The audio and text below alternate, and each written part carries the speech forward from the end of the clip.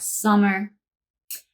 When Phoenix is as hot as the surface of the sun, but every year I think I can do all the speed work. Yet every August, I'm ready to throw in the towel.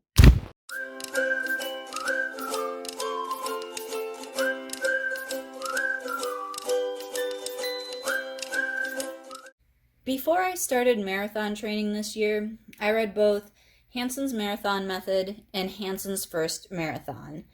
I wanted my third real attempt at the marathon to be the one where I finish 26.2 miles. If you have followed me over the years, you may remember I've said I was going to run a marathon for about 5 or 6 years. I made a few fake attempts, but there were 2 times I put in the work only to never make it to the starting line. The first time, I did almost all of the training. I did the 20-mile long run on Christmas Eve, no less, in Wisconsin to boot. It wasn't too cold, but there was snow and ice to watch out for, and I stepped in what I thought was a safe spot, but was actually slush. So my foot was soaked and frozen for the last few miles. Then I got the worst sinus infection of my life. And when I tried to get in my last few runs, I had vertigo-like symptoms and I kept getting dizzy after about only 2 miles. I put the marathon aside for a bit and decided to try again in a few years. At the time, I had a coach, and we had a whole year to plan to get me ready for the marathon. And you know what I do? I go and I break my leg hiking. I attempted to get back to training and run the marathon, but it just wasn't in the cards. I was about a month or two out, and my broken leg, which was now healed, just would not let me run more than 10 to 12 miles. It was frustratingly annoying. So now I'm trying again and putting in the work. I chose a plan from Hanson's First Marathon that included speed work. And I forgot how much the summers in Phoenix suck for speed work. And this year, the humidity has been so much worse than usual.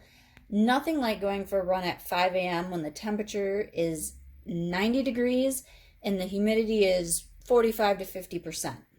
I know, that's way less than a lot of places, but really high for Phoenix.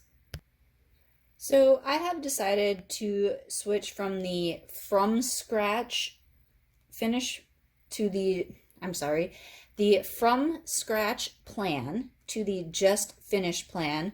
Both are from Hanson's. You can find both of them in Hanson's First Marathon, or the just finish plan is also in Hanson's Marathon Method, plus a couple of plans for those who have already ran marathons. It feels like I have more miles with the just finish plan, but these are all easy or long runs instead of easy with one speed work per week. You can see I have written it all out in my Erin Condren Life Planner binder.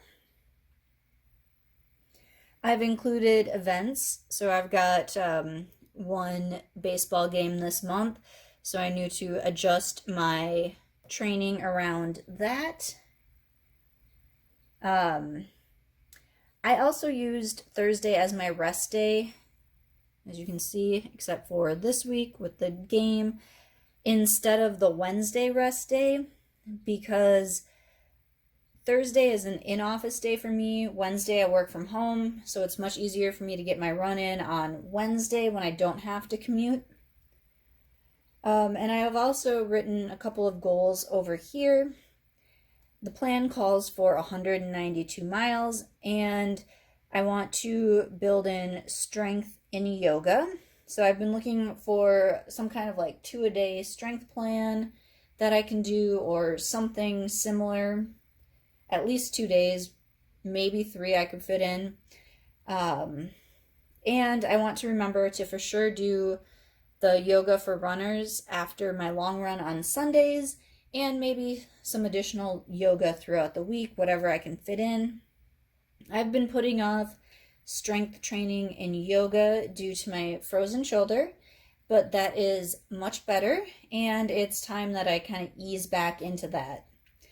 I've also included my yearly miles so far up here. So this is the total through July.